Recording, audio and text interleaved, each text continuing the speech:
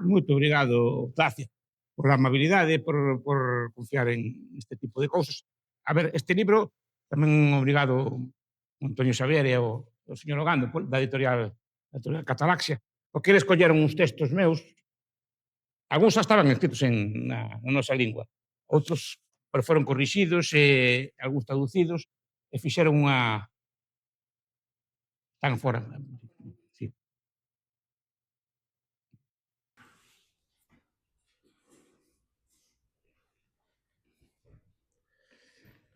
E fixeron unha escolma de textos, cosas que publiquei así un pouco desordenadas, ahora xa fixen máis libros, bueno, que tocan de tema do narcocapitalismo, dos escritos que eu facendo sobre o narcocapitalismo, dos textos que ia facendo. E creo que a escolma foi ben feita, é moi ben feita, traducindo tamén algúns textos académicos, e foron sustancialmente mellorados polos caballeros que está aí sentado, que corrixiu, meteu notas a rodapé, revisou lingüísticamente e todo. Entonces quedou un traballo que hasta nin eu coñezo. Porque o que fixeran é unha especie de escritos e despois que así parece ten outra forma. Que tocan estes textos? Pois son textos sobre o anarcocapitalismo dende o meu punto de vista, porque moitas veces pensamos que o anarcocapitalismo é unha cuestión económica.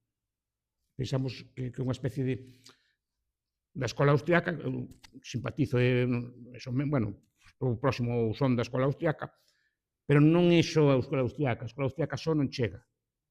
O sea, non é só, como dicimos os protestantes, só a escritura, non é só a escola austriaca, sino que son, implica política, socioloxía, implica historia, moita historia, implica filosofía, implica conhecementos de moitas ciencias, e iso que intento plasmar aquí. Non? Entón, o primeiro que plantexo, a que non sei como se plantexa este debate, se é unha conferencia miña, eu non quero falar moito, quero escutarvos a vos, prefiro escutar preguntas. Non? Porque xa que estamos, porque digo, xa que veño físicamente, xa que vido físicamente, o ideal é facer preguntas e que vos condicionades o contido da conferencia. Para falar solo xa hai vídeos meus para ver, ou así, que se é para verme, non é eso. O interesante é dialogar e que me discutades. A mí tamén gusta moito que me leven a contra. A mí gusta, cando empecé nestas cousas, tamén me gustaba moito levar a contraria, era por montar así boas broncas e boas discusións. Entonces, a mí gustame moito a reflexión e aprendo moito das críticas. Non? Entón, o primeiro que fago é explicar un tema que a mí me fascina, que é a omnipresencia da anarquía. A anarquía se ve como unha cousa utópica, se ve como unha cousa extraña, así. Eu digo, non, está presente en todas partes. O vello Proudhon, un vello mutualista, un dos fundadores da anarquía, falaba da anarquía como nai do orden. E dixo, isto me chama moita atención, como a anarquía é a nai do orden. A anarquía é, supostamente, o desorden, o caos, e a luta continua de todos contra todos, non? Todas as cousas que funcionan ben son anárquicas. De feito, que cando se introduce a forza ou a coerción é cando se descoordinan estes entes sociais. Entón, no texto vou falando das cousas que son anárquicas. É anárquico, por exemplo, os sistemas de mercado.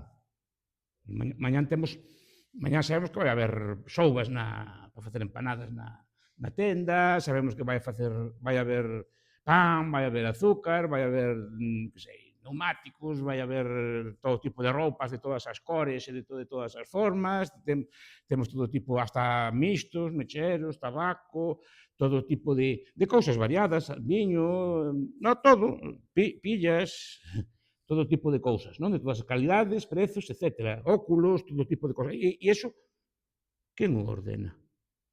Esa é a primeira pregunta que hai que facer. Cando foi Brezhnev, vivía a bella Thatcher, foi a Inglaterra, ollou por ali e mirou que todas as tendas nas losas había un montón de cousas, e había pan para todos, non había filas, para coller as cousas, que había de todo nas tendas, e que ben e tal, había gasolina nas tendas, nas gasolineras, entón o Brezhnev falou coa Thatcher e dixo, quen é o planesador daqui de Londres que quería leválo para lá, quanto cobra? Non? Dixeron, non hai plan ningún, funciona porque non hai plan, porque é anárquico, porque cualquier o exemplo mítico do lápis de Leonard Riz e de Milton Friedman do lápis, quen fai un lápis, non? Quanta xente fai falla para facer un lápis? Pois eu creo que 1.000 millóns de persoas. Por lo menos, non? Para facer un lápis fa falta 1.000 millóns de persoas. Un cortamadeiras, e corta madeira que con que a corta? Cos dentes. Non fai falta un machado, ou fai falta unha serra eléctrica. Pero e o machado, con que se fai? Faise con azo. E o azo de onde se sale? Fai falta unha mina, fan falta trens, fan falta explosivos, fan falta man de obra para sacar o mineral dali. Despois hai que leválo despois a un forno de Brezhnev, non? Hai que leválo a un forno Siemens a transformar ese ferro en azo con aleación de cromo, que a súa vez vende outras minas, e con outro tipo de aleacións. Iso para facer o azo, pero o azo así tampouco me vale para nada. Hai que transformalo nunha fundición, hai que darlle unha forma de machado nunha fábrica especializada, hai que facerlle unhas aleacións, unhas formas tamén, etc. Se pode facer o machado. Ese machado, despois, un machado na China, un machado na Alemanha, a mí de pouco me vale.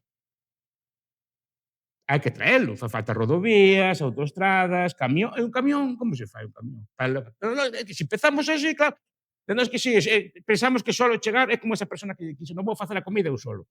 Vou criar o porco, non pudo facer unha hamburguesa eu solo. El solo non, necesitaba de ferramentas. Cando dice, no, vamos vivir o monte un leo así moito, non, os agoristas. Agoristas non, pero bueno, si, os anarcoprimitivistas. Vamos vivir no monte e vamos a vivir. Se vale, moi ben, vivimos con ferramentas, pero ferramentas simples non son tan simples. Unha ferramenta de plástico complicadísima de facer. Esta cousa que é baratísima, quen é capaz de facela aquí? Agua e plástico en unha rolla, non vale. Quanto costa facelo? Perdón, quen é capaz de facelo? Unha cousa que costa uns céntimos. Fa falta o plástico, fa falta a petroquímica, entón digo, ao final, pero vemos que todo ese sistema, todo o que temos, está coordinado e chega. E ninguén dá orden, e temos produtos literalmente de todo o mundo enriba de nós, feitos por toda a humanidade enriba de nós. E como se coordina eso? Con dúas cousas, con prezos e con beneficios e perdas. Chega. Chega. E temos cousa de todo o mundo, hai fruta de todas as estacións, todo tipo de cousas raras, todo chega de todo o mundo. Bueno, e como se... Pois aí está. Pero un orden de mercado é sumamente anárquico e por eso é sumamente estable. Resiste moi ben cualquier pandemia, resiste todo tipo de guerras, e se asusta rapidamente, cambia rapidamente os prezos, e ao final, se deixas funcionar os prezos, obviamente cambian, suben, baixan, pero están aí. Pois o mercado é un mercado orden extenso, absolutamente anárquico. Feito a Marx non lle gustaba nada isto, porque Marx falaba da anarquía do mercado e odiaba a anarquía do mercado, non quería ver como non soportaba aquilo da anarquía do mercado, pois aí temos un orden anárquico. Un orden anárquico, por exemplo, é unha empresa. Non, como non, a empresa é outro. Non, a empresa son persoas que se xuntan nun sitio, pactan entre eles salarios, un sistema máis ou menos libre, non? Pactan salarios entre eles, pactan unha organización que aceptan eles e funciona. E por que é anárquica? Porque se un traballador mañán dice que non vai traballar, que vai o patrón a buscalo a cama e o saca pola orella. Non vai, non ten forma de facelo ir. Ten que conseguir. E se un suministrador non lle quere servir, que fai? Pégalle cun pau que lle sirva a mercancía. Que? O cambian. Pero por iso digo, non hai poder, hai esa anarquía. Son contratos entre persoas organizados, eso sí, unha división do traballo interna, pero anarquía, cualquier persona pode salir mañán desa relación se quere, se lle apetece. Asumirá os costes, pero se mañá quere non ir a traballar, non quere vender, non quere tal, é un sistema anárquico. O sistema anárquico é unha igrexa. E tamén dedico un capítulo a eso. Unha igrexa, cualquier igrexa, penso na igrexa católica, que é a que mellor coñezo, a igrexa é totalmente anarquía. Por eso funciona, por eso leva 2000 anos. Es que non hai anarquía, non, de anarquía nada. Anarquía nada. Poño un exemplo no libro dun obispo reciente aquí en Cataluña que se marchou. Decidiu que non quería seguir na igrexa, marchou. Casouse cunha muller e marchou. Bueno, e que lle fixo o Papa? Pegoulle cun pau, que fixo? Que? Nada. Non sei se sodes católicos ou non, ou sodes de outra religión, pero Os que somos católicos sabemos que entramos, pero podemos sair, podemos volver a entrar, e sempre nos collen dentro. Pero que é unha cousa, salvo, que podes salir, entrar, moverte, tal, vos mañá me declaro budista, pero vas despois te confías e se volves a estar outra vez dentro. Que non hai, podes entrar e sair, e a xerarquía tamén, e a organización baseada. Dirán, no, es que en moitos sitios se salía ao costado, sí, en moitos sitios salía ao costado, pero cando empezou non salía ao costado. Cando empezou naceu contra o Estado.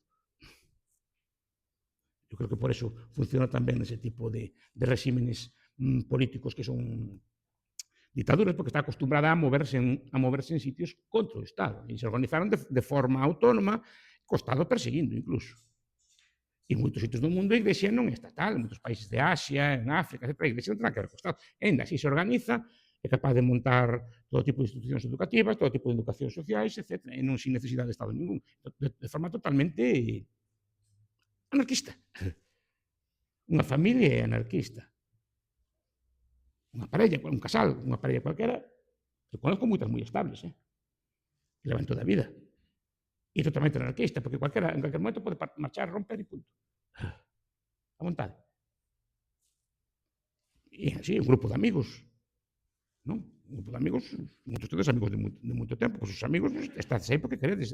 Decir, non, e podes unha relación estable. Se ti obligaras a ter un amigo a punta de pistola ou a punta de un pau a salir comigo a ver o Celta hoxe que xoga, non?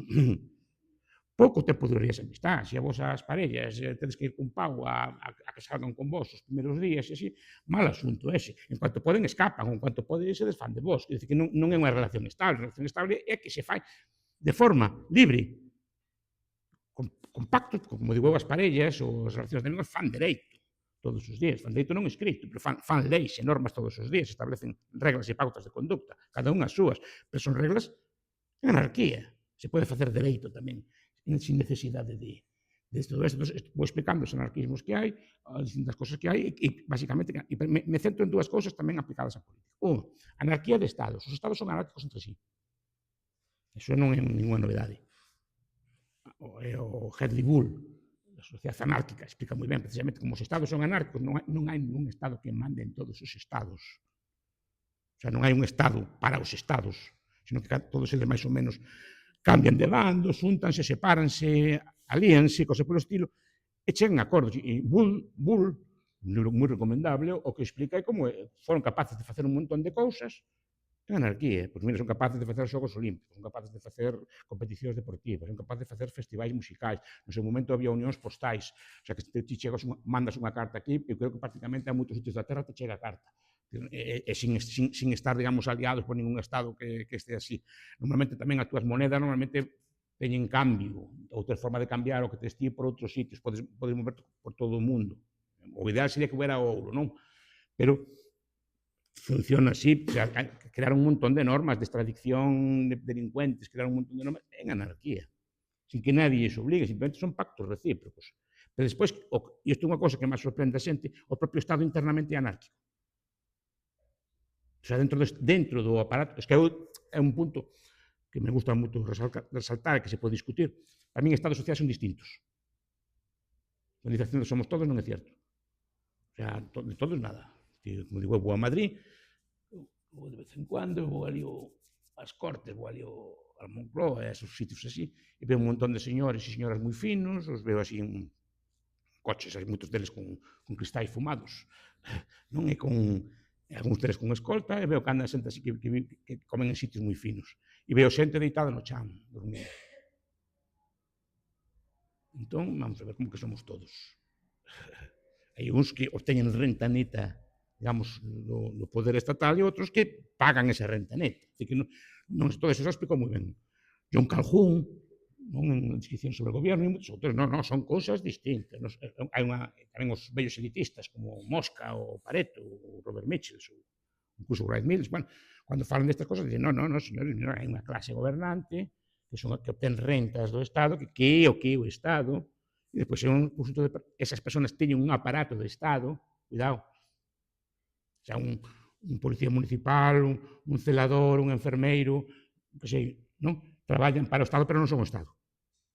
Un mestre, moitos traballos traballan para o Estado, pero non son o Estado, cuidado.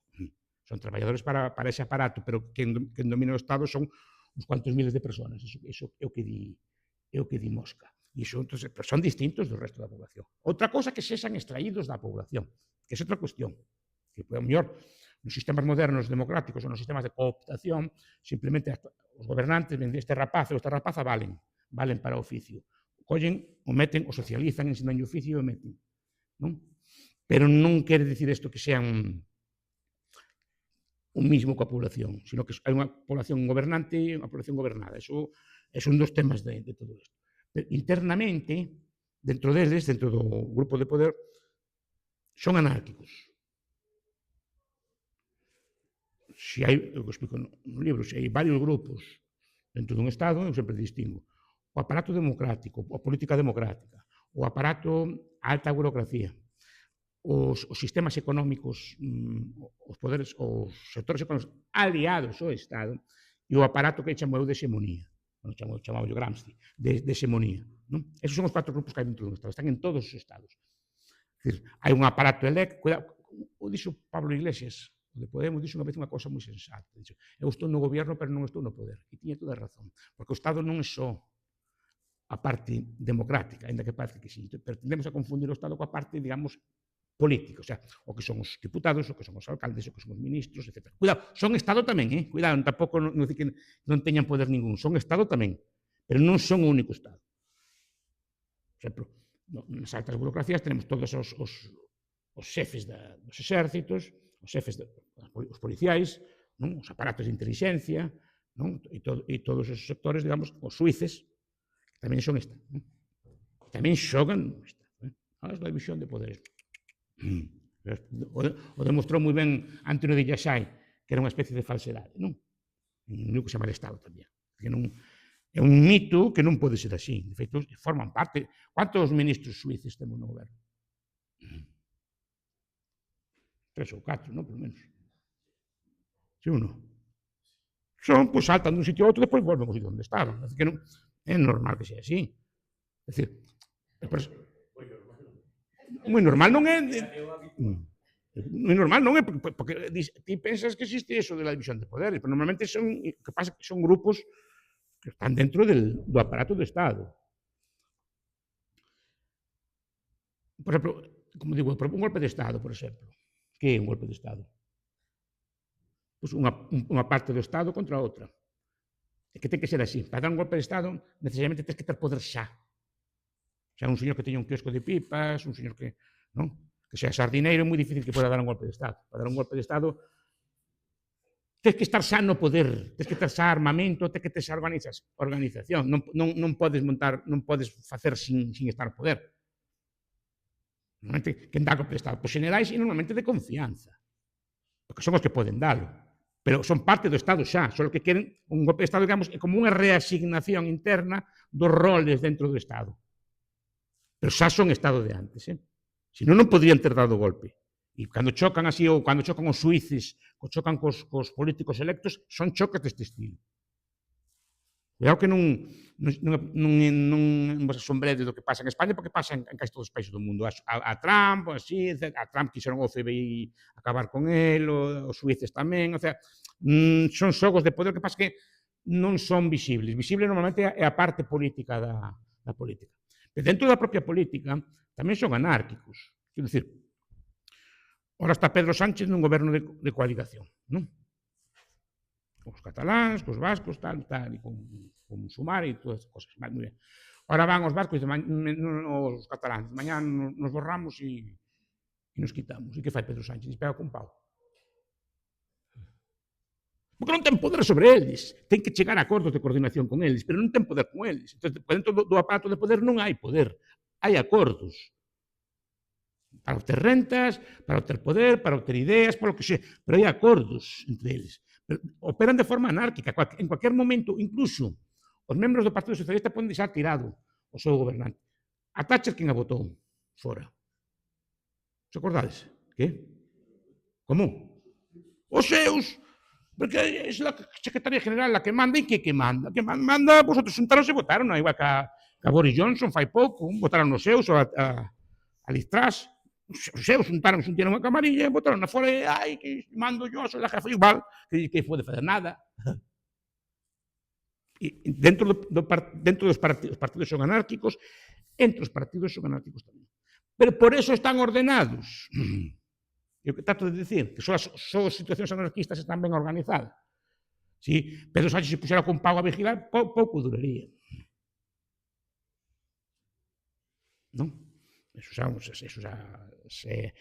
vai profundo, pero todo eso. Entonces, o terceiro grupo é o grupo económico. Por exemplo, eu cando falo dos bancos, os bancos non os poño fora do Estado, os poño dentro do Estado. Para min a banca non é a gran banca, eso se debe a un vello marxista que a mí me gusta moito, que se chama Rudolf Hilferding, que escribiu un libro que dicen os teóricos que é o segundo libro máis influente do marxismo, despois do Capital, se chama O Capital Financeiro, que é onde dice, no, os bancos son como polvos, así, con moitos tentáculos, que fan así, teñen moito poder, e que a gran banca, pues, vamos a ver, a gran banca é un tigre de papel, como decía o camarada Mao. A gran banca chega ao Estado en 5 minutos e acaba con ela, se quere, con toda a gran banca que é. Simplemente, ou calquera outra, cambia. Un banco moderno non pode funcionar sen apoio do Estado a día de hoxe. O que pasa é que é unha simbiose. O Estado pode facer as cosas directamente e pode facer de forma indirecta. Igual que hai educación pública e hai educación concertada. As dúas fan o mismo, educan nos valores tal, pero unhas son de xestión pública e outras son de xestión privada. Pero as dúas fan o mismo. Pois os bancos prestan un servicio e son unha especie de, forman parte do, non que digo que sean lacayos, que son lacayos, son do Estado. E sempre fago unha pregunta cando comento estes temas. Cando un ministro sale do puesto ou así, dicen as portas xiratorias. Non? Portas xiratorias. Van, os políticos acaban en algún tipo de posto, tal, un consello de administración, Consello de Administración de onde? Viron algunha vez algún ministro que sea nunha fábrica de calzoncillos. Será a capital, non? Tamén hai capitalistas, unha fábrica de chourizos, eran moi grandes, non? Onde acaban? Nos sectores económicos que son próximos ao Estado, que tamén forman parte do Estado, que son, no caso actual, non teñen por que serlo, pero a día de hoxe son a banca, as grandes empresas reguladas, eléctricas, aguas, todas as empresas de construcción pública, por exemplo, esas son empresas non son estatais, pero traballan para o Estado e, sobre todo, chamamos americanos o complexo militar industrial. Un vello libertario que non é moi conocido, chama Seymour Melman, Capitalismo del Pentágono, unha gran obra, non había que reeditala, porque non é vello. Non, porque é un vello libertario, mire, estos son industrias que ve usted como os generais, cando se jubilan, acaban nestas empresas, porque cando estaban de generais, que armamento se compra? Este. E cando acabas, os metes ali, etc. Además, son empresas que, digamos, que o que venden, o único comprador é o Estado, unha empresa de obra pública, cual é o cliente que ten? O Estado é o único que ten. Entón, esos tamén, para min, podemos discutirlo, son parte do Estado tamén. Non están fora están dentro de. Por eso digo, moitas veces non se entende, los grandes poderes, non, que non son poderes, que é así o Estado. E o cuarto é o aparato de hegemonía, que pode ser as religións, cando o Estado ten unha religión oficial, os medios de comunicación máis ou menos que sirven ao Estado e, bueno, os intelectuais cortesanos, que se chaman así, os intelectuais que se dedican a defender o sistema. Non? Estos son basicamente, os 4 grupos son anárquicos dentro deles e anárquicos entre sí. E disputan entre pichocando, pero son enormemente estables, precisamente porque son anárquicos. E por eso son capaces de coordinarse para dominar o resto. Esa é a tesis que plantexo, que a anarquía é omnipresente, pero non só na vida cotidiana, sino incluso dentro do aparato político. Simplemente ese grupo de personas coordinadas sí que exerce poder sobre o resto da población. E exerce poder porque están tan ben coordinados que son capaces de sacarnos rentas aos demais. Esa é a idea, a idea mía, a idea de Margaret Levy, hai un montón de autores que explican isto. É dicir, e non son autores necesariamente anarcocapitalistas, explican moi ben estes mecanismos de poder, que poden ser discutidos e para eso veño aquí. Ese é un dos temas que toco, da anarquía. Depois, os tipos de anarquismo que hai, diferencias entre o anarquismo, digamos, convencional, o típico que conocemos nós como anarquismo, o de Bakunin, o príncipe Kropotkin, Malatesta, os anarquistas españois, non? Que son algúns moi interesantes, por exemplo. Gastón Leval, que foi un anarquista moi famoso, na súa época, moito porque foi mestre na Coruña, e ten un libro moito que se chama El Estado, e entón é un libro que me encanta porque me explica ainda, parece un libro dos nosos, porque te explica o Estado tal cual, non? Como, con cosas deste estilo. Non? O Abad de Santillán, por certo, no último libro del, antes de morrer, Estrategia e Táctica, dice, descubre non sei por que descubriu a Fomises, dice, que pena non ter sabido no sexto. Porque, claro, porque cando falamos da escola austriaca, estas cosas, que a escola austriaca é a que permite a anarquía, permite funcionar incluso a comunidades anárquicas dese estilo. Porque o problema que tiñan as comunidades anárquicas, tipo as que hubo na Guerra Civil, as comunidades en Aragón, as que hubo na FAI, estas cosas así. O problema que tiñan, vale, creamos nuestra comunidad, pasou en Cataluña, a mí me gustan moito estas cosas. Hai un traballo moi bo que se chama El dinero de los anarquistas, que foi presidente do Banco de España, o señor Linde, explica moi ben estas cousas, e depois da economía dos anarquistas hispanos, porque aquí en España foi onde se practicou un pouco a anarquía. O sea, durante uns meses ou un ano e pico hubo prácticas anarquistas. Entón, está máis ou menos estudiado, pero claro, chegaban en Barcelona, por exemplo, ocupaban as fábricas, se facían eles donos, botaban fora os patróns ou carcelaban o que fixeran, vale, e empezaban a traballar en forma de autoxestión, vale, moi ben. E abolían el dinero, esta cosa moi ben, pero creo que era unha fábrica de zapatos, por exemplo. Bueno, fabricaban zapatos, se acabou o coiro. E agora, ao que se coiro vendo en Inglaterra, me parece. E como facemos? Porque nosos vales de la República non los quieren allí en Londres. O sea, o diñeiro noso non vale. Para comunidade, aunque se... Entonces, que ao final tuveron que usar diñeiro do outro e tal, porque senón a fábrica se lles paraba. E ao final tiñan problemas con salarios, e tiñan problemas con estas cosas, puxeron, como se puso na Unión Soviética, a igualdade salarial, que había que a anécdota do teatro da ópera, que todos cobraban igual. Entón, un día o tenor dixo, hoxe cobrou as taquillas, canta ti, taquillero. Non? Claro, se valemos todos o mismo, podemos facer todos o mismo tamén, non? Foi unha anécdota que se conta daqueles tempos. Entón, claro, o anarcocapitalismo é unha solución, se se quere, ás comunidades anarquistas, porque o anarcocapitalismo, en principio, non prescribe ninguna forma de comunidade. O que digamos que critica é a aparición do Estado, pero non pode haber comunidades internamente socialistas, un mosteiro, por exemplo. Os monxes viven no socialismo. E máis é o arquetipo dunha sociedade socialista. Pero, cuidado, os monxes, cando comercian con outros, comercian con medios capitalistas. De feito, algúns autores recientes están incidindo no papel que tiveron os monxes vieitos a hora de construir o capitalismo. San Benito. Todos estes mosteiros que fixeron, como eles rotularon as terras, crearon primitivas industrias, etc., e están recuperando todas as formas de contabilidade que eles tiñen, etc., como eles construíron as primeiras formas de capitalismo naqueles tempos. Claro, internamente eran socialistas, pero cara fora, cara resto da sociedade son capitalistas. E podes vivir nunha comuna totalmente capitalista, podes vivir nunha comuna, bueno, escribindo aí, pues isto, anarco-primitivista, podes vivir, falo tamén do anarquismo cristiano, falo das comunas que hai, ese tipo de formas que hai, anarquismo verde, de Murray Bookchin, o sea, que hai moitas formas desto. A cuestión que plantea o anarcocapitalismo é que soluciona o problema que tienen esas comunas. Iso non parece que non o queren ver. Unhas comunas, ti podes organizarte como queiras, pero usas de medios, dinheiro, mercados, capital, para comerciar co resto. Punto. E te soluciona o problema. Ti podes vivir como queres ti, que feito é a gran ventaxa que este sistema te permite vivir como queres na tua comunidade e non privarte do que necesitas de fora. Porque, claro, a autarquía, por moi bonita que sea, non é factible a día de hoxe. Ni siquiera para estados moi grandes. Entón, claro, pero este sistema te permite vivir na túa pequena escala e ter de todo igual. Simplemente comerces ou produces algún tipo de ben que sabes facer ben, os cambas con outros e despois tes ese ben. Entón, digo, por eso digo que Abad de Santillán, al final da súa vida, isto non o conocíamos nós.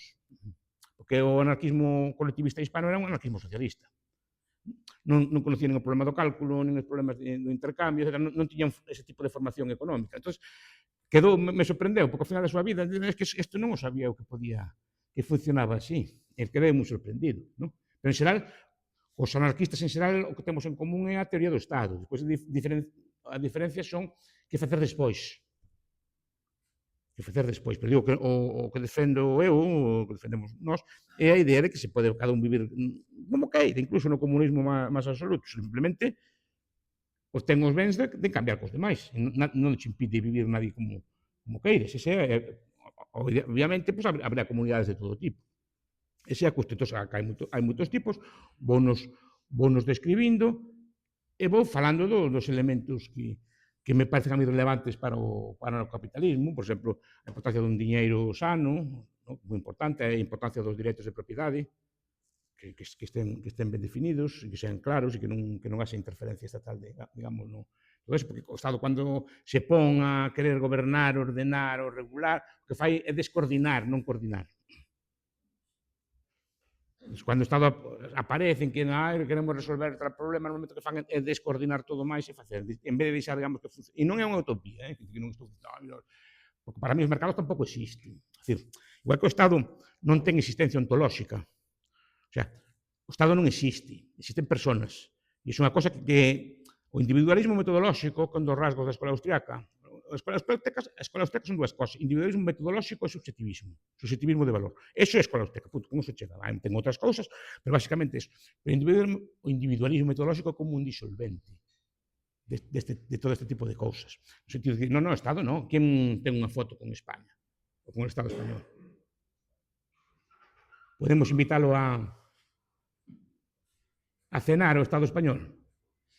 Podemos invitar a cenar a Pedro Sánchez, podemos invitar a Rueda, podemos invitar a Yolanda Díaz, o señor Montenegro, tamén podemos invitarlo a... Non? Tal. Pero o Estado español, ou España, non, son entes... Os teólogos vellos falarían de hipostáticos, de hipóstasis, de crear seres como feitos de moitos seres, non como unha especie de ser imaginario, non? Entón, pero o mercado tamén, cuidado, o mercado tampouco é, porque é outra metáfora que a mí non me gusta moito. O mercado tampouco é un señor, porque esa metáfora que hai como unha man invisible, que así como dije, tampouco é certo. Ni tampouco hai el subastador que decía Balrás, que era un señor que se poñía no medio do mar e poñía como os precios e cosas por estilo. Son metáforas orgánicas dentro de reais. Todos os mercados son moi poderosos. Mercados realmente somos eu e Tracia, que se lle compro a Tracia unha botella de agua. Entón, Tracia ve que lle compro botellas de agua e ve que máis xente lle compra. Individualmente lle compramos garrafas de agua, e as garrafas de agua véndense ben. Entón, ela chama a un proveedor, a outra persoa, e demándame 1000 máis.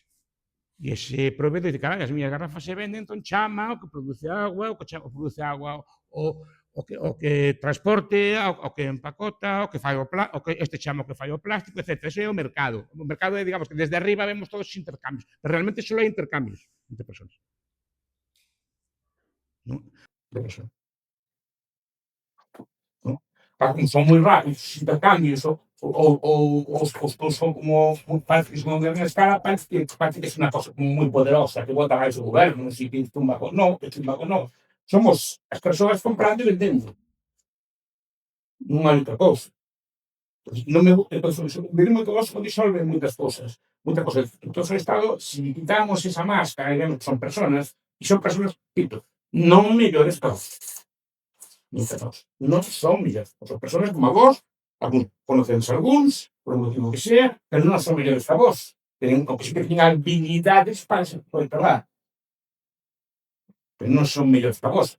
Entonces, todo ese aparato, toda esa superestructura que se crea, non de ideas, de símbolos, falsos, se simbolizan, como non ten existencia, simbolizarse con himnos, con escudos, sabes unha cosa, casi todos os escudos dos países son de animais predadores.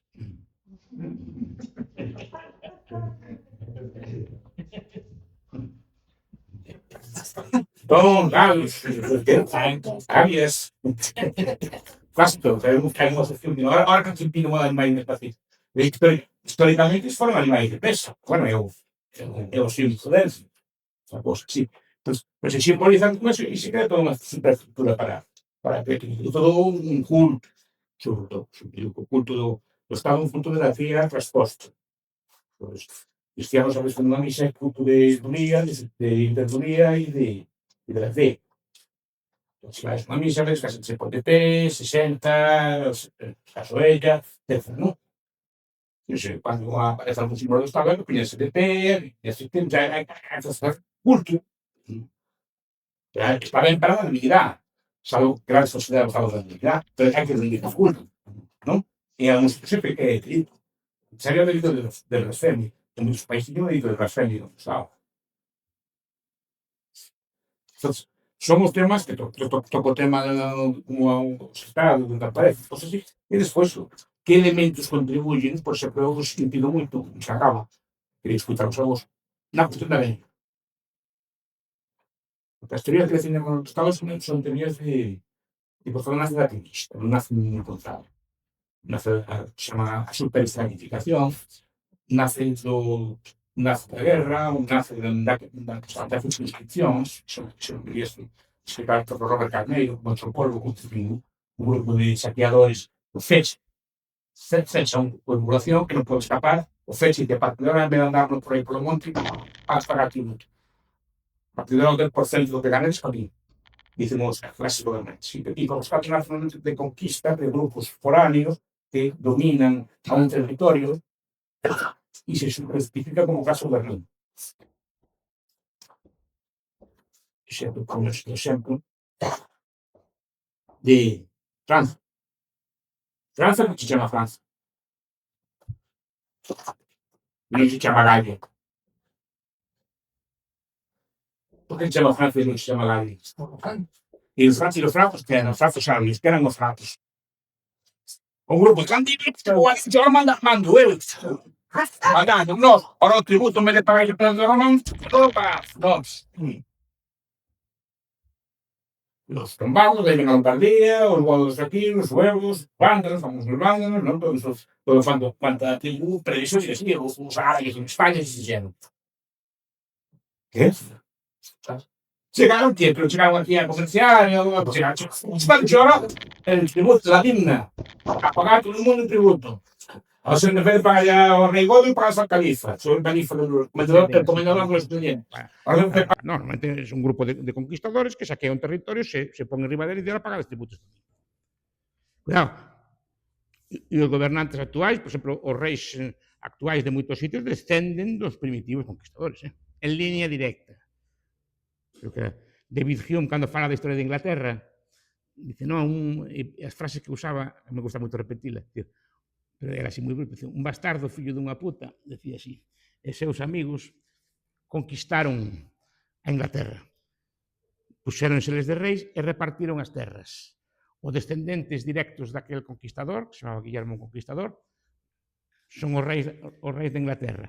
E a flor e nata da nobreza británica son os descendentes dos amigos do conquistador. Por exemplo, Lady Di, Condesa Spencer, ou Conde Spencer, que é seu irmán, descendían en línea directa do señor Spencer, que é un dos amigos do bandido, cando conquistaron o terreno, como que levaron as mellores terras, entonces se convirtieron na aristocracia dominante do país. O que pasa é que en moitos países ainda siguen sendo así, moitas aristocracias ainda siguen sendo así, ainda descenden, ahora algo menos, pero as clases dominantes descendían daqueles primitivos conquistadores. Repito, ahora algo cambiou, pero non, durante moito tempo foi así, Entonces digo, vou explicando estas cousas, todo, digo, me incido moito na guerra. Porque a guerra que construye os estados, eso é a tesis de Chastilly, de reconstrucción de estados como crimen organizado. Compara os estados con mafias grandes. Que? El dice que ainda unha mafia con escolas. Quer dicir, que a mafia te lle paga, te deixa en paz. A mafia lle pagas el piso, le pagas la cosa e te deixas máis tranquila. Ainda por riba quere que lo adores, que le rindas culto, e obliga a teus fillos a estudiar lo buena que é a mafia. A mafia, por lo menos, é decente en ese aspecto. Quer decir que isto é unha broma, non? Pero por lo menos non te... Que? Van de cara, claro. É unha broma, non? Pero a comparación entre mafia e Estado non é miña tampouco, é de Max Weber, Economía e Sociedade. O sea, que non é unha cousa. E Tilly, que é un weberiano, tamén dice, non, a ver, son unha especie de mafia evolucionada. O sea, no sentido de que evolucionada, que a lo mejor non exerce tanta violencia como se exercía antes, pero a cambio ten un poder infraestructural moito máis poderoso. Ten capacidade, por exemplo, de cambiar conductas, cosa que, por exemplo, de impedirte comer unhas cousas, de obligarte a aprender un idioma ou quitarte o que tiñas, aprenderte a educar nos valores nos que queira ele en cada momento, non? Entonces, eso que é basicamente o que ti. Pero claro, pero para eso necesita da guerra, porque na guerra se suspenden, digamos, todas as normas. Nas guerras te poden requisar a propiedade en nombre da guerra, te poden crear inflacións, as inflacións son unha forma de requisa tamén, pero en nombre da, pois de la guerra, ou te poden facer a conscripción, digamos, collete usted a la guerra que non me apetece, da igual que non le apetezca, vai reclutado a guerra, non? Entonces, esa é a cuestión. Entón, se suspenden as libertades. A gran confiscación de ouro, por exemplo, de Roosevelt, foi na Gran Depresión, pero despois nas guerras despois fixéronse moitos inflacións, control, requisas de bienes, cambio incluso de planexamento incluso da industria, dicir, non, tu empresario non pode facer o que queiras, tens que facer o que necesite a nación para a guerra. Non? Entón, ao final, as guerras se suspenden, por exemplo, na Guerra Civil Americana foi a primeira que se suspendeu o habeas corpus, o sea, que te podían deter sin acusación, ese foi o camarada Lincoln, non? Por exemplo, entre outras cousas. Eu digo que sí, pero claro, as guerras aproveitan e se suspende, digamos, a norma. Hai un que se chama Robert Hicks, que un libro que se chama Crisis y Leviatán, está en español, Crisis y Leviatán, explicando que o Estado ten un tamaño, despois da guerra incrementa, despois, ao acabar a guerra baixa, pero nunca quedan igual que antes. Sempre van subindo, sempre van inventando novas cosas. Entón, digo, na guerra, digamos, la guerra, decía Randolph Burns, é a saúde do Estado. As guerras é onde medra o Estado. Por eso, unha cosa que chama moita atención que os anarcocapitalistas son moi contrarios ás intervencións exteriores e son moi contrarios ás guerras. De feito, o que máis define a un anarcocapitalista non, e de feito, como sabe Antonio Xavier, as lutas que veñen, que son internas, son por cuestións da guerra. Ni siquiera por máis ou menos liberalismo ou polo prezo do pan ou polo prezo do... Son pola guerra. De feito, os cismas que está habendo ahora dentro do movimento son pola guerra. Porque un ANCAP non gusta da guerra, aparte de inmoral, etc., non gusta porque é o que reforza os estados. É o que reforza os estados. Controis de prezos, todo tipo de repito, control absoluto da economía porque supuestamente hai de feito por eso moitas veces se usa un linguaxe, cando se quere facer unha intervención a gran escala se usa a retórica bélica, guerra contra a pobreza, guerra contra as drogas, se usa retóricas dese estilo para justificar, digamos, a movilización e a suspensión de libertad. Entón, por eso é moi importante a oposición que fixeron as guerras. De feito, é o número un, nin a escuela austriaca, nin outros factores. É o número un, porque se ti tes estas cousas, pero tes a guerra, ao final acabas tendo o Estado, porque o Estado nace da guerra e vive da guerra. A guerra fai o Estado e o Estado fai a guerra. Esa é a tesis de Tilly. Bueno, ahora decide vos algo, senón os continuo falando eu. Dime, Montenegro.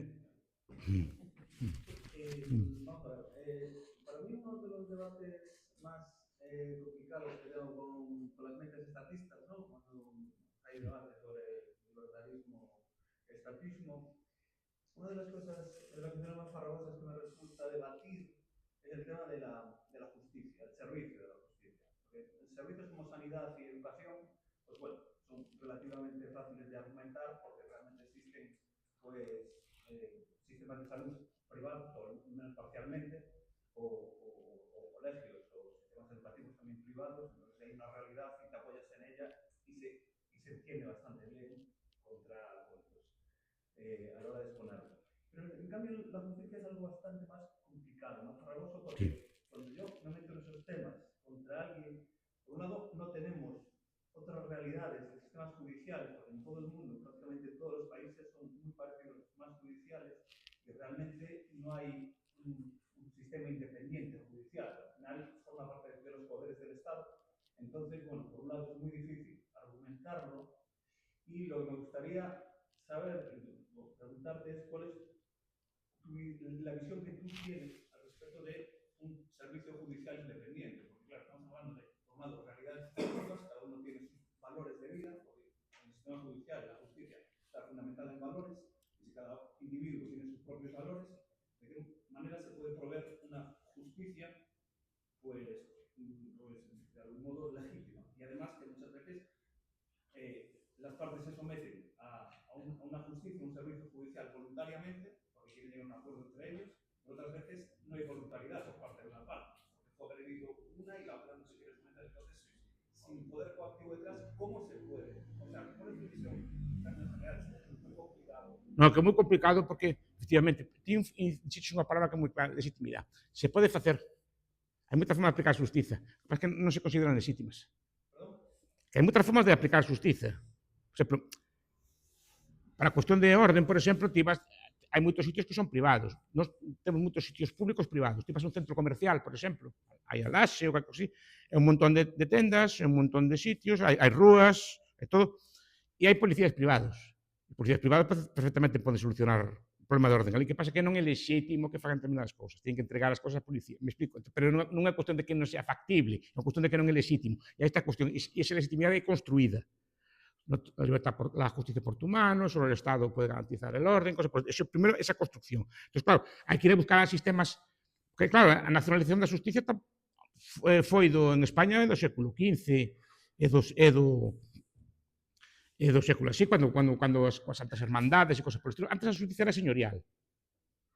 O señor pues, era seu territorio e tiña interese que houbera paz entre a súa xente, conocía o terreno e poñía a justicia. Por lo que despois viron justicias de fora e cosas por estilo. Entón, claro, non temos referente. Temos que ir recurrir a outros povos. David Friedman, está en portugués tamén, ten un traballo que se chama sistemas xurídicos ou sistemas legais moito diferentes dos nosos, xa moi diferentes dos nosos, non? Entón, explica como se fai, por exemplo, justicia en moitos sitios que non hai Estado. Por exemplo, hai varios libros, por exemplo, que estudian o oeste americano, non tan el salvaje oeste. Sabes que aqueles territorios foron durante a temporada non tiñan Estado, eran territorios que iban colonizando, pero hasta que se decretaba, digamos, unha fórmula legal, funcionaban coa fórmula deles, non? Entón, explica como aplicaban a lei ali. O sea, eran justicia máis ou menos privada, había as películas míticas de los Jueces de la Horca, non? Que tampouco é o que me gusta a mí, pero cuidado, es que a horca tamén se aplicaba no Estado fin, digamos, non? O sea, ou pensades que non se aplicaba ali. O que di Anderson, por exemplo, que estudia estas cousas, é que a tasa de crimen era menor, a pesar da leyenda. Era menor, digamos, no oeste que nas cidades do leste, tipo de Nova York ou por estilo. Que non había tanta, xa había violencia, obviamente, pero que había moitas formas de... Simplemente era unha justicia expeditiva. Que pasa? Non é lexítimo. Non é lexítima para nós os ollos, pero podía haber. Normalmente os povos, cando non teñen Estado, tiñen sistemas de exclusión, que é o mesmo sistema que usades vos nun grupo de amigos, un que é pesado, que molesta, ou que sea así, simplemente o excluídes. Eso é como funcionamos. Tedes unha tenda que vos trata mal, excluídes. Normalmente funcionamos por mecanismos de exclusión. E así operaban os povos. O ostracismo. Normalmente as persoas que se portaban mal, as botaban fora da comunidade. Para moitas delas, por exemplo, como o povo cigano, é das peores sentencias que hai, casi peor que a morte, porque non saben vivir fora da comunidade. Mas eran inmediatamente como privados de dereitos en cualquier sitio, non eran recibidos en ningún sitio, etc. Entón, era un sistema de exclusión. Non só como sistemas, por exemplo, de castigo, a ver, normalmente, supoño que te referías basicamente a xusticia penal, porque a xusticia civil hai árbitros, hai un montón de formas de facelo, incluso, por exemplo, ti ahora compras cacao a gana, o señor de gana non te paga, que faz? Te aguantas. Pero hai mecanismo para solventar eso. Cámaras de compensación, hai un montón de cousas, non? Habrá tratados internacionales, algo así. Non, ou simplemente o botas do mercado, o expulsas. Esa é a lex mercatoria. Na Europa feudal estaba dividido en moitos estados. Se un señor do Ribeiro vendíalle viño a un da Borgoña e non lle pagaba, que viño o señor da Borgoña a invadir? Non, simplemente na seguinte feira expulsaban. Normalmente sistemas de seguros. Había sistemas de seguros, pero despois... Claro, os créditos, os sistemas de caución, cosas polo estilo, non? Ese tipo de cosas. Pero repito que eles garantían orden expulsando. Había un grupo de comerciantes, digamos, máis vellos, máis respetados, decidían o caso e facían así. Eso no xuicio comercial. Además, repito, por te poño o caso da justicia internacional, ali non hai un orden que poña, sobre todo no ámbito comercial. Cuidado, e no penal tampouco. Como te escapas a un país sin extradición, non pasa nada.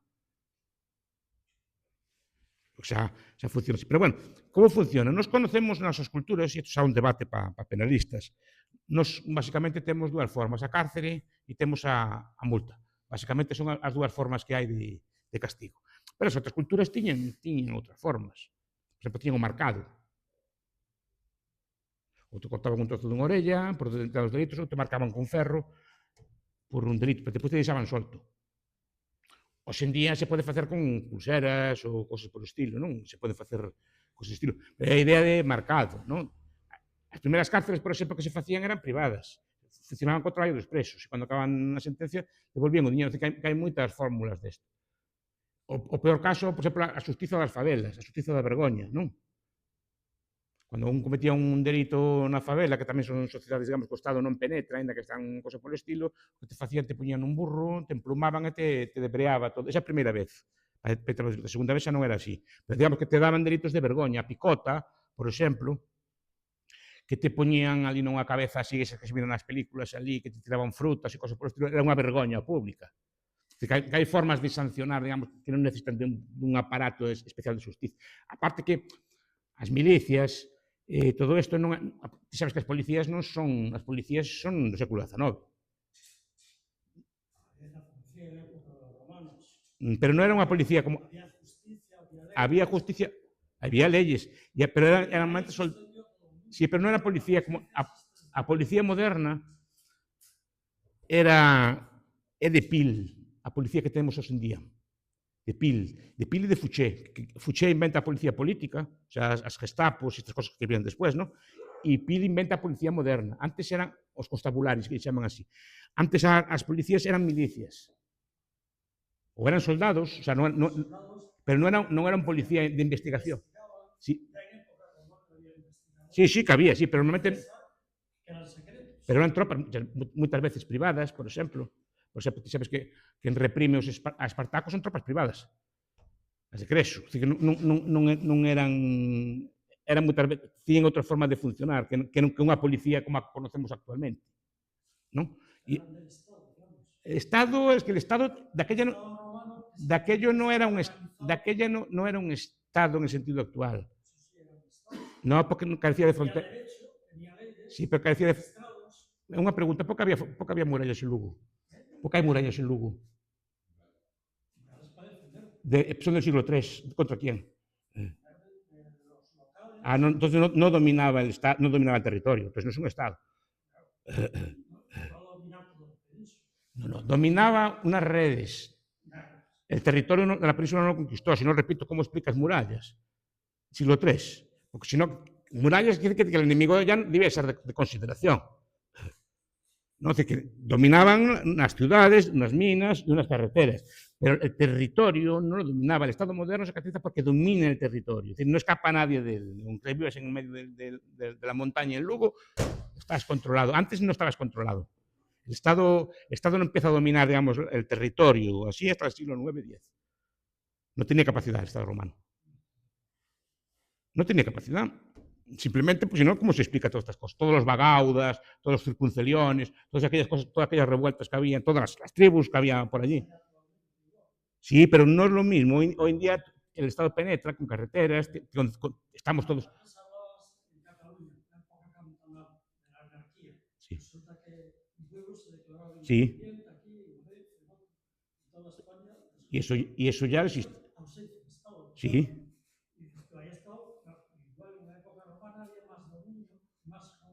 Había dominio, sí, pero don Álvaro d'Ors tiene un trabajo que se llama así, sobre la no estatalidad de Roma. Era un profesor de Derecho sí, Derecho Romano, era catedrático de Derecho Romano, fue de Santiago y después fue en Universidad de Navarra. Tiene un trabajo, su trabajo se llama sobre la no estatalidad de Roma, se llama así. Porque Roma no tiene los atributos de un Estado moderno, aunque tenga leyes y cosas por el estilo, no es exactamente como un Estado moderno. El Estado moderno es mucho más poderoso. Es decir, pero las policías modernas son relativamente recientes. ¿Cómo funcionaba, por ejemplo, en la Edad Media? Pues funcionaba con milicias. Las milicias, por ejemplo, os portugueses saben, por ejemplo, aquí non hai, pero un bombeiro voluntario. Si estás traballando, eres un bombeiro, se hai un incendio, vas, non? Vale, pois ali, se estás traballando no campo, ou estás traballando no campo, ou no seu traballo, hai un crime, se xuntaban os milicianos e iban, pero non era un... Sí, non era un standing army, é dicir, non era un ejército permanente, non era unha policía permanente. O sea, non era algo así. Funcionaba moito, por exemplo, con sistemas de chivatos, sí, de chivatos pagados e de cosas polo estilo, e se solucionaban os crimes, como en parte como se solucionan agora. Sí.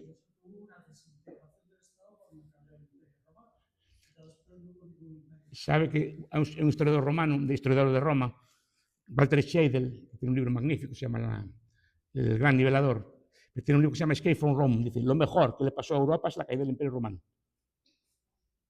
Y dice, gracias a eso triunfó Europa, porque se fragmentó en trocitos.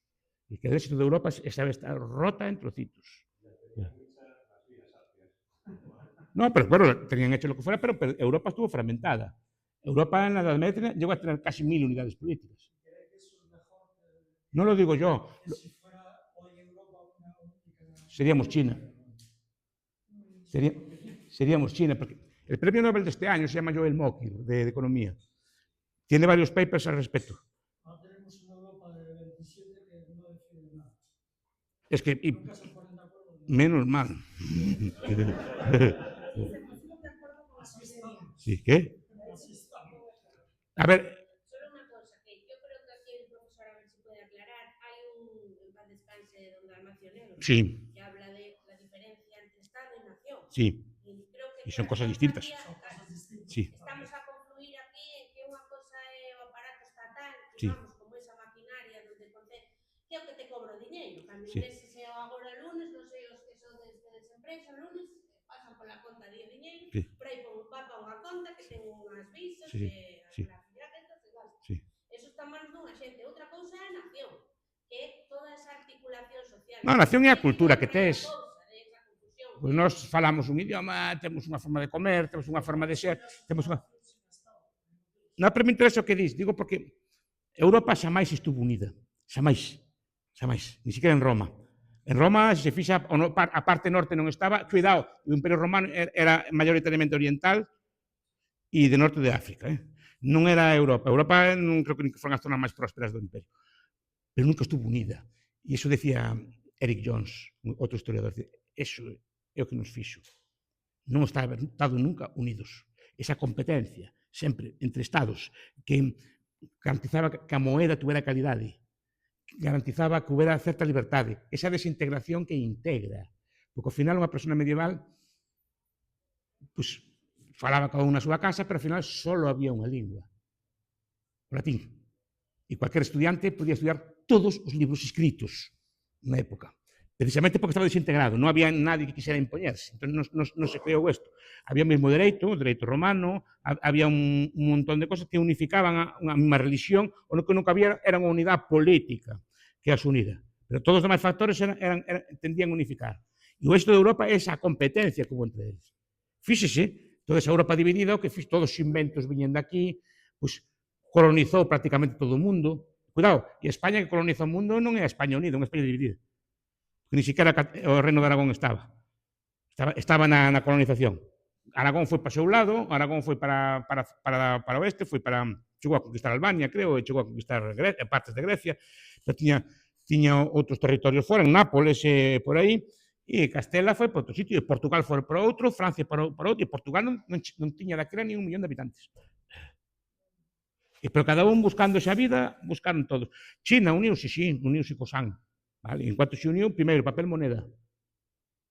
O sea, empezou a devaluar a calidad do diñeiro, empezou a poñer unhas leis e frenou. Que pasa cando tes un Estado único? Se o Estado fai ben, pode ser que este ben, pero se o Estado fai mal, arruina a todos. Non hai competencia. É dicir, cando foi no século XV, os chineses fixeron expedicións tamén comerciais como fixo Colón. E foron a África e comerciaban. Pero o emperador dixo que non lle gustaba aquilo, que como modernizaba, como fixo o Xapón tamén, que modernizaba moito o país, non sei quanto, prohibiu todo aquilo, prohibiuse en todo o imperio e retrasou China 5 séculos. En Europa non había ningún solo poder que pudiera impedir eso, para todos. Eso é éxito. Pois digo que non sempre a unión e a integración necesariamente máis poderosa. De feito, digo, a Unión Europea é de 1992. Non compren o conto de que é o mercado común. O mercado común é unha cousa e a Unión Europea é outra. Que? Claro, marcha de 92. Bueno, digamos logros. Sí, es que aí está, mercado común, comunidade económica, que son os países soberanos que se xuntan, comercian e pactan, nacións, non de estados. Claro, o que fora, pero que pactan entre eles. E outra cousa é a Unión Europea, que quere crear como unha superestructura política por riba do resto. Bueno, dígame os logros da Unión Europea. Comparado cos demais países. A diferencia entre Estados Unidos e Europa empeza coa Unión Europea, non antes. O sea, empeza a diferenciarse muitísimo desde o 92 para diante. Precisamente porque está unida, porque este é un zoquete, un burricán, que non digo que sempre, un burricán, que este gobernando Europa, pois arruina toda Europa, punto. Se a política económica que fai o euro é mala para todos. Punto. E hai bastante máis posibilidade de que sea mala que sea boa.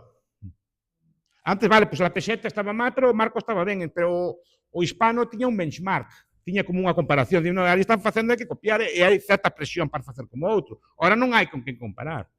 Pois que moitas veces discutimos desto e non... Porque temos os tópicos, incluído eu, de que cuanto máis grande mellor, a integración, máis grande políticamente falando, Pois porque me gustan a mí estas cousas, porque cuanto máis estados haya, digamos que a anarquía se vislumbra mellor. Se ve mellor, unha persona que vive en Andorra, que vive en Liechtenstein, que eran Andorra, Liechtenstein, San Marino, son restos do que había na Edad Media. O sea, de feito, son máis vellos. Andorra é máis bella que España. Son restos que quedaron, por motivos distintos, quedaron, pero explica como era, un pouco como era a vida e como podíamos ter evolucionado nós tamén. Seguiremos así. E xa, cuestión, son debates, son contrafactuais, que chaman así, que non se pode saber o que teria pasado. Entón, sabemos o que temos agora. Entón, hai que ver si como se pode mellorar. A ver, esta cosa non son para facer un partido político, nin para levar unha selección. É puro debate intelectual, é do que me gusta a min. E de aí salen cousas ben, pero claro, non hai que facer un partido, non, vamos a debatir primeiro, a ver si o que estamos dicindo é verdad, falso, tontería ou algo inteligente. E iso é o que me gusta a min. E gracias pola pregunta, moi interesante. Outra cousa tamén, que falábamos do tema da justicia do Estado tamén, que moitas veces decimos unha da terciarización, que sempre fala o profesor, non? O máximo problema é que terciamos e fai outro, entón eu non me responsabilizo. Pero falamos como se fixera ben o Estado. O Estado estivera a funcionar ben a justicia. Funciona ben o que temos agora. É dicir, planteamos outras cousas porque isto é bon. Está a funcionar ben a justicia. O tes un pleito co algún, canto tarda en contestar? Non está a dar resposta o Estado. Quero dicir, a xente fala de que como vai sair dai cando nin No, pero funciona. a pregunta de Luigi é moi pertinente. É moi pertinente porque é un tema que, cuidado, a todos nos pasa, que é moi difícil de visualizar algo distinto do que temos, porque, sobre todo porque non temos nada cerca. Hai este libro de Bruce Benson, Justicia sin Estado, tamén, que explica moi ben que outras formas pode haber, non? Por exemplo, todas aquelas cousas que tiña, non, es que eu te debo cartos a ti, pero eu sou máis forte que ti, non che pago. O que pasa é que ti, por exemplo, nos tempos dos celtas ou así, ou na Irlanda medieval, que non tiña Estado tampouco, ti podías venderlle o dereito a él, que era máis forte. Ahora la justicia trabaja por esto. Tú si quieres justicia, pues la ley directamente. Ojo por ojo, Que no seu momento foi un avance, que limitaba moito daño. Non quero decir que se eu sou máis forte que ti e non che pago, ela ten dereito a vender o dereito a ti ou outra persona máis forte, a outro señor noble, e se encargaba outro señor noble. O facémonos, por exemplo, coas herencias de cobro. Se non damos cobrado, buscamos a alguén que as cobre por nós. Que leva unha comisión, pero se encarga de cobralas. De eso se trata, é o seu negocio. Entón, se pode facer sistemas dese estilo. No, o problema é a justicia penal, por exemplo, claro, nos a día de hoxe temos presuizos contra a pena de morte e está ben que os teñamos, non? Nese senso, que é unha cousa que non parece ben, pero que antiguamente o que te facían é te mandaban por aí fora. O sea, te largaban por aí fora o que equivalía, por exemplo, a todo isto. Incluso os povos sin Estado, cando aplicaban penas dese estilo para casos moi graves, daban oportunidade de defensa. Por exemplo, povos como os capaucos ou outro tipo de povos, vale, está usted condenado a morte por tal crime, pero o que facían, dabanche unha lanza e xa vanche escapar 100 metros e depois che cazaban, se eran capaces, pero dabanche unha oportunidade de defensa. O sea, non era estas mortes burocratizadas que temos nos sitios onde hai pena de morte, non? Pero quen la ejecutaba la orden? Cualquier veciño. Por exemplo, é unha cosa que tamén... ¿El servicio quién lo da? A población. Os veciños. Como as milicias. As milicias... No sería una empresa. No, bueno, se pode... Organización social, me da igual, llaman empresa de... Digo antiguamente, es que cualquier sistema xurídico futuro é futuro. Eu, por exemplo, non son partidario da pena de morte. Pero que antiguamente hasta había certa humanidade no trato, non eran penas de morte frías, como son en moitos estados a persoas moitos anos despois do crime, sino que había unha certa opción de defensa, etc. Pero se encargaba, digamos, en povos primitivos, claro, a propia población de facelo. Por dicir que antes non había unha policía estricta profesional, así, con súa gorra, con súa cosa por estilo. Policías son os veciños. Dicían, mira, hai un roubo de cabalos. Pois vamos os veciños ali, pola conta que nos trae. E depois o capturamos, pois a vendrá o xuiz de paz ou quen foi a decir que se fai con el. Non? Claro, eso é a cuestión, pero como non temos nada deso cerca, claro que é difícil de imaginar. Eu estive hoje no X a discutir sobre este problema e a questão das polícias. E então, os Rangers americanos foi uma polícia privada que se criou em 1820, fazia um policiamento de toda a zona do Texas, obedeciam aos juízes de cada comunidade, de cada cidade, e aplicavam o policiamento e a pena. Foram perseguidos e extintos na Guerra Civil porque representavam uma força popular militarizada que tomou a seguir à Guerra Civil, e só em 1934 no governo federal americano é que os obrigou a integrar-se no Estado, porque eram considerados ou se extinguiam ou iam para o Estado. Era uma polícia fardada, identificada e tinha valor de força legal em todo o Estado. Es que eu escribí un traballo sobre policiais privados. Por exemplo, a primeira policía como os Estados Unidos, efectivamente, como di Antonio Xavier, se cargaban eles de executar as penas. Normalmente eran prisións e traballos forzados, e con eso financiaban o proceso. Ti teñas tal, e era restitutivo. Tiñas que devolver o teu traballo o daño que facías, o daño que fixeches, non? Pero, por exemplo, a primeira policía que hubo en Estados Unidos era privada, eran os Pinkerton. Salen a veces, se miran aquelas de guantes, etc. cosas, eran policías privadas. E, foi a primeira policía que operou a nivel de todo Estados Unidos, porque antes as policías eran dos estados. Non había o FBI, a Policía Federal, non aparece estes anos 20, 30 do século pasado. Antes eran policías de cada estado. E os Pinkerton non só prestaban estes servicios, capturaban delincuentes, cobraban o precio, sino que hasta eran espións, tiñan espías. Heroicos a veces. Os espías que tiña Lincoln na Confederación eran privados, non eran públicos. O sea, non eran xente que daba a vida para eran xente a sueldo que se encargaban de espiar. ¿Quién? Con as recompensas. Unha recompensa, tú te roban un banco, te dan unha recompensa para cazar al delincuente e llevas unha parte da recompensa.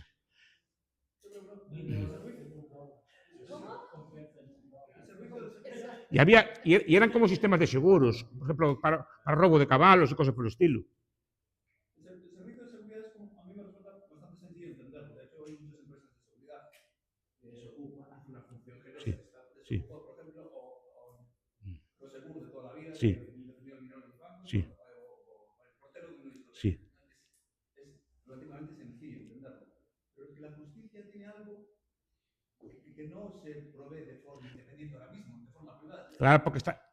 Es que no sé si se podría dar un servicio. Pero no porque no se... Pero non porque non se pueda, sino porque non entendemos que non é lexítimo que sea así. Cuidado, como dice Antonio, aqueles Pinkerton se encargaban eles de facer cumprir a pena. Era juez y ejecutor. Bueno, normalmente no salvaxo este, cando era en suizo, era así. Un suizo pos ti, outro pon outra parte, o terceiro entre os dous. De tal forma que tiñen que ser suíces como... consensuados, tens que buscar un suíz de confianza, porque se vou coller tal suíz é corrupto, eu non o quero. Ten que ser un suíz con fama de santo, con fama de honrado, senón non colles a terceira parte. Eso se fixo en máis sitios, que os suíces tiñen que estar consensuados. A xusticia... ¿Qué? Por ejemplo, las casas de arbitraje están ahí, existen Sí. como servicio independiente, ¿vale? Eso también es relativamente fácil de entender, Sí. porque las dos partes se quieren someter Sí. a un juicio rápido, porque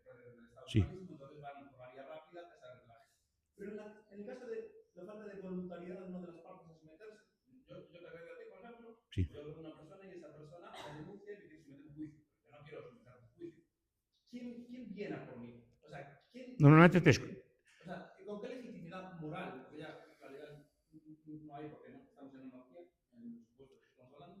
¿Con qué legitimidad moral me someten a mí a ese juicio? Normalmente se fai, se te prenden iso facto, bueno, efectivamente, boa pregunta, pero repito, unha cuestión de, e que a moral, claro, porque entendes que o Estado se autoarroga unha sistema moral a aprender a cualquier persona, claro, entón, pero normalmente é o interesado, o que pasa é que esa empresa, a ver, é que habría moitas formas, non? Esa empresa te capturaría ou te tendría fichado e diría, a ver, vamos a ir a un juicio, non quieres ir ao juicio, llama la cosa, non? Que? Es que depende de... A ver, a xente se burla da presión social. A presión social, se vemos estes países, estas zonas do País Vasco, onde os someten unha presión terrible que se ve na prensa, que teñen que marchar de ali, non é tan tal. A presión social pode ser moito máis dura incluso que cualquier castigo. Entonces, que? Pois por eso che digo, entonces a presión funciona ou non funciona? Claro que funciona, pero hai moitas formas. Decir, normalmente te capturaban, te xulgaban, obviamente. Había xuizo, es que hai moitos sistemas de justicia. Por exemplo, a justicia do Cadí. O Cadí é un home santo. O Cadí musulmán. Un home santo que estudiou as leyes e ti vai ser, tiñamos un pleito, pero cuidado, tiñamos que poñernos os dous de acordo co Cadí. O sea, só colleríamos un Cadí se ten fama de honrado, porque se tal Cadí é un corrupto, tal juez é un corrupto, non? Pois dixeron o que eres. Entón, para que los collan os dous, ten que ser unha persona con fama e reputación desto. Non como ahora te toca... Además, o xuiz antes se podía como escoller. Os en día, a ti ahora temos un crimen aquí, unha pelea aquí, non podemos escoller o xuiz. É o que nos toca de guardia, sea bo ou malo, o que nos toca de guardia ás 12, e o que tiña jurisdicción sobre este sitio. O sea, é o que nos toque. Entón non podemos escoller, non é unha competencia de xuíces saber a ser mellor ou a facer sentencias máis xustas, senón é o que te toca, pois se é bo, ben, e se non é bo, pois mala suerte para todos, non? Pois se pregunto o sistema de xusticia que é un tema moi peliagudo, pero porque é un sistema que está construído así que a xusticia ten que tomala, digamos, un aparato neutral, unha cosa así polo estilo. Que? É que é un poder del Estado e protege al Estado. E é que é Estado puro, non é un ente neutral.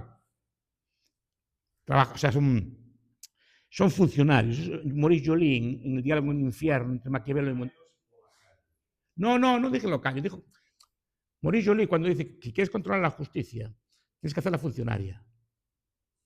Porque si eres funcionario, teóricamente es independiente, pero tú al funcionario lo puedes ascender, lo puedes mandar para Barcelona, lo puedes mandar, yo que sé, para Murcia, lo puedes cambiar de sitio, lo puedes ascender, le puedes cambiar la planta. O sea, hay muchos delitos contra el medio ambiente, delitos de feminicidio o delitos, digamos, de corrupción, te los quitan y van a otro juez. O van a la Audiencia Nacional o van a otro tipo de juzgado. Es decir, normalmente son juzgados políticos, son juzgados o jueces, digamos, de excepción. No hay un juez natural. Entonces, está muy politizado. Te pueden ascender, te pueden quitar el caso, te pueden hacer muchas cosas. Además, te pueden jubilar, como hicieron en Polonia para acabar con los jueces molestos. Que bueno, solo los jubilaron a los 60 años. Para el Estado. Es que No esperes justicia. No esperes justicia. Justicia es otro... No, aparte que las leyes son asimétricas. Por ejemplo, el Estado te puede quitar a ti la casa, pero tú no le puedes quitar una casa al Estado si te hace falta a ti. ¿Y por qué? Porque es un derecho de excepción. O sea, la justicia tiene unos principios de lo que puedes hacer, no puedes hacer, etcétera, pero claro, son decididos, no los decidiste tú. Claro que es una forma de ordenar las cosas y es una forma que más o menos funciona, pero no es perfecta. No lo va a ser. Entonces lo que digo es, hay otras formas, hay otros países, hay otras historias, ¿no? ¿Podrían aceptarse alguna de estas o no? Cuidado, es una cuestión no de factibilidad, no que sea factible o no. Repito, estaba lendo sobre o couto mixto outro día, aí en Ourense, no couto mixto non había xuiz ni nada. Ti podías incluso deter na túa bodega o delincuente, te valía e despois había un xuiz de paz a decidir. Podías detelo ti, digamos, non? Ten unha xusticia, digamos, casi primaria, se queres así. Pero claro, hai moitas formas de facela, hai que ver se se pode adaptar algunha delas a esta. A mí, sobre todo me gusta o modelo internacional. Como faz se ti fas un delito noutro país? Que faz? Pues moitas veces non te pasa nada. Sí, de hecho, la reparación internacional funciona súper bien. O sea, la cosa internacional es lo malo que se puede decir de la justicia independiente. Pero bueno, un poco lo mismo. En caso de que una parte no se quiera someter, ¿quién? O sea, ¿quién tiene el poder de someterla? ¿Quién tiene la fuerza legítima? Pero que aí está. Legítima, lo dices moi bien. Antes diría, pues yo, caballo, se me está roubando na miña casa, vou eu. Non dirías así. Que? Pois que ahora nin na túa casa. A que non? Nin na túa casa. Mandas ti. Quero dicir, se entende que o agredido, pois ten dereito a iniciar o proceso. E se pode facer mediante algún tipo de organización privada, voluntaria, ou que se encarga. Despois, claro, non quer que o tienes que maltratar, simplemente o levas ali ou levas a un suizo. También lo de la presión social, que suponete que vendes algo y los vecinos dicen, pero este le pegó y no se sometió a la justicia, no fue, y entonces por ahí no le compremos a este o vamos a Claro, pero estoy diciendo... boicotearlo un poco y entonces uno dice, bueno, entonces me conviene quizás ir y aclarar esta situación o pagar la multa o hacer Por eso digo, o compensar al otro. a forma de xusticia primeira e principal é o ostracismo, botarte fora. É como resolvedes vos os vosos pequenos problemas diarios. Os vosos pequenos problemas de xusticia diarios, se ao mellor che levo 500 euros, ao mellor non vas ir a un suizo, mellor. Comigo, por 500 euros, non vas a montarme un Cristo. Que vas facer? Decirlo a todo o mundo e excluirme. Sí ou non? É como funciona. Negándote el crédito, por exemplo, para o comercio é o peor que hai, pero incluso outro tipo de reputacións personais é o peor que hai. E despois, claro, que efectivamente que non eres ben visto, non te aceptan en determinados sitios, etc. Claro, e a presión social pode ser... E, de feito, era o sistema que había principal. E sigue sendo o sistema principal. Bueno, ahora creo que hai que acabar, non? Sí, teño que acabar. Sobre todo el anarquismo y a insumisión puede ser un instrumento do anarquismo. Un deles, sí. Y puede ser a insumisión fiscal a mellor de todo. A ver, eu non defendo a insumisión fiscal, eu non defendo que a xente... Eu non son... Non, pero non defendo meterse en líos ni cos... Sempre digo, non me gusta meterse, que a xente se meta en líos polo estilo. Claro, a insumisión fiscal, claro, é... Boa parte das revoltas que hubo, incluso en Galicia, en España, no mundo, son revoltas fiscais. A Estados Unidos, a independencia, é unha revolta fiscal. Se negan a pagar o impuesto del té. Se negan e punto, se negan e montan un lío. Despois Estados Unidos tuvo a revolución del whisky, que foi unha cosa parecida tamén, pero moitas revoltas antiguas son revoltas fiscais. Por eso digo que o Estado moderno é moi poderoso, porque consigue que nos suba os impostos e non pase nada. Como?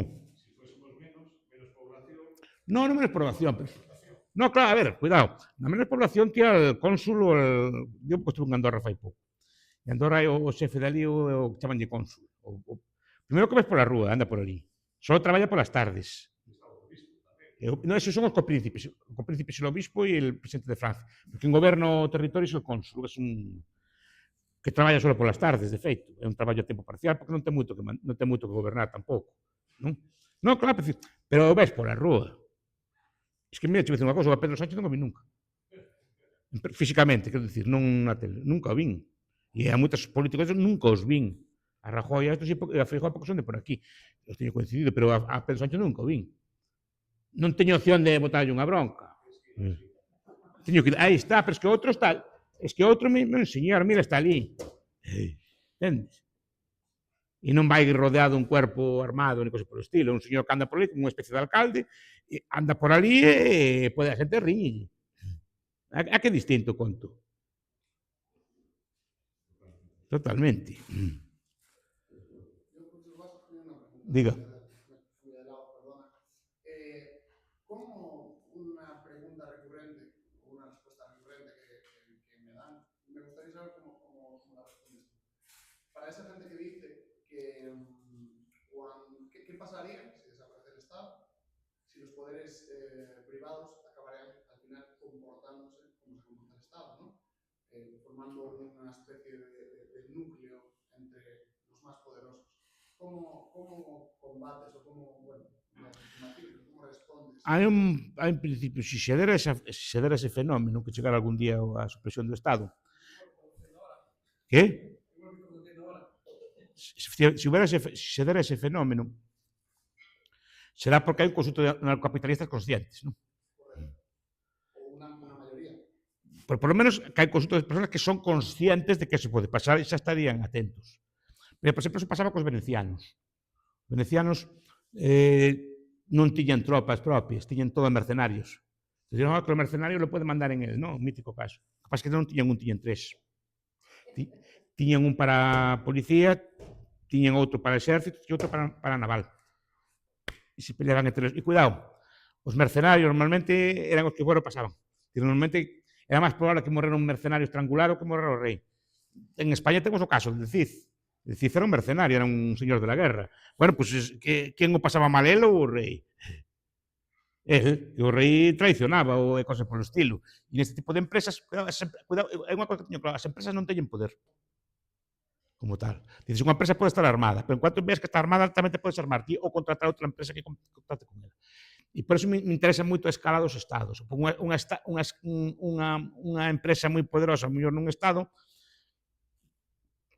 pequeno, pouca forza pode ter. Non?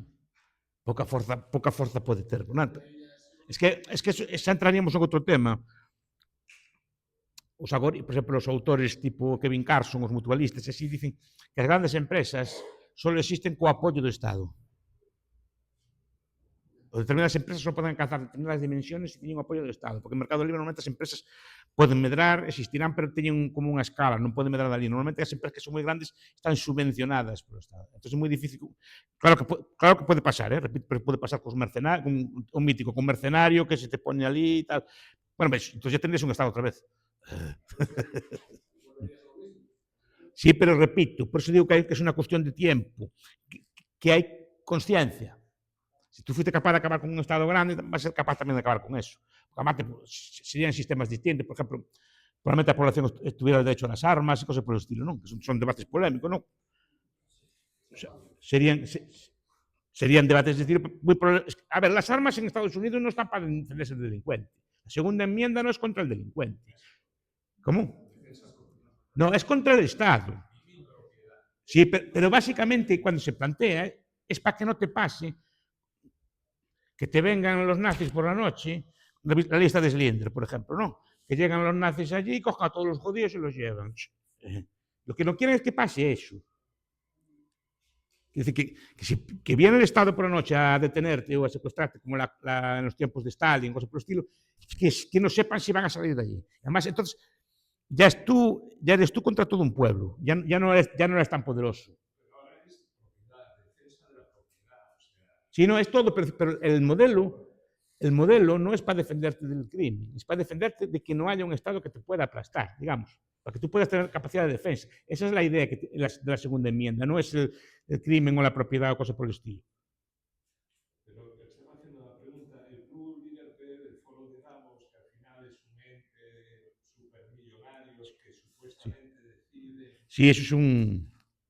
Al final están aburridos o... Pero cuidado, esos hilos los mueven de moverse esos hilos, que sería otro debate, mueven a través de los estados, no los mueven ellos. Ellos, si son poderosos, estos del Davos, así, es porque controlan a los que controlan el Estado. ¿Vale? Pero no operan ellos no tienen fuerza, tienen que, digamos, es más fácil. Como los que gobiernan los Estados son poca gente, con controlarlos a ellos ya está. Es como digo yo de la Unión Europea. La Unión Europea, con controlar 5 o 10 comisarios ya está. Y eso es barato. Sí. No, tiene 3 millones. Es como Galicia. ¿Qué? Sí. Sí. Sí. Yo defiendo los estados pequeños, precisamente por eso. Y a lo mejor es eso que hace Bukele en Brasil no se puede hacer. No, en México. Lo que iba a decir yo es que, bueno, lo que escucho de ti, al final siempre defiendes el Estado pequeño, o sea, los microestados, los estados pequeños sobre un Estado soberano, un Estado... A ver, yo... Entiendo que es, bueno, sería factible, sí. que si lo que decías, vamos, que si al final un Estado se convierte o esos Estados son acaban volviendo. Pero un Estado más grande permite empresas grandes y permite que empresas grandes capturen al gobierno y que trabaje el gobierno para ellas. Un sistema más centralizado es más de competencia. No creo que pueda haberlo, pero repito, seríamos conscientes. Cuando James Scott dice, cuando aparece el Estado en primer lugar, cuando aparecen os Estados en primeiro lugar en Mesopotamia, por aí, a xente non sabía o que era, o que lle villa en riba.